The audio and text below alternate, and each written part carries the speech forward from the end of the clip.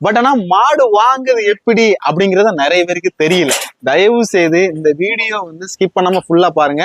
இதுல சொல்ற ஒவ்வொரு தகவலும் முக்கியமான தகவல்.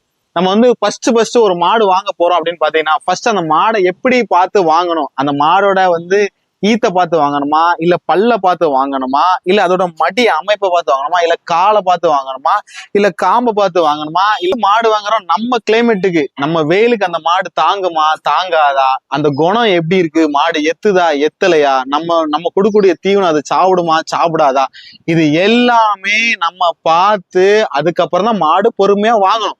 எல்லாரும் என்ன நினைக்கிறாங்க, கையில பைசா ஒரு 1,00,000 ரூபாய் இருக்கு, உடனே போய் மாடை வாங்கிடணும் அப்படின்னு நினைக்கிறாங்க. அதே மாதிரி விலை அதிகமா கூட வாங்கிருந்தாங்க. சரிங்களா, இப்ப பாத்தீங்கன்னா சிலவங்க வந்து ஒரு மாடு வாங்கிட்டு வந்திருப்பாங்க, வீட்டுல கட்டியிருப்பாங்க, 45,000 சொல்லுவாங்க, 50,000 சொல்லுவாங்க. ஒருத்தவங்க சொல்லுவாங்க 40,000 கூட காணாதப்பா அப்படிம்பாங்க.